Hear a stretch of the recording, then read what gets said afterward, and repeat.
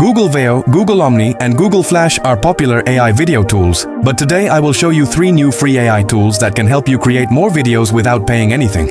Make sure you watch till the end because I will share a method that many people are missing. Let's start.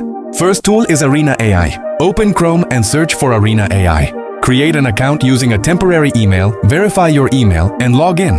Now upload your reference image, add your video prompt, and click Generate. The best thing about Arena AI is that it creates 2 video outputs at the same time, giving you more options to choose from. Next tool is Google Wits. Open Google Wits, sign in, select the video option, upload your image, add your prompt, and generate your AI video. You can also add captions, edit your video, and download it as an MP4 file. Now the third tool is related to Meta AI. Meta's old video creation option is not working properly, but you can still create videos using Whips AI. First, generate a good 16.9 video prompt with AI.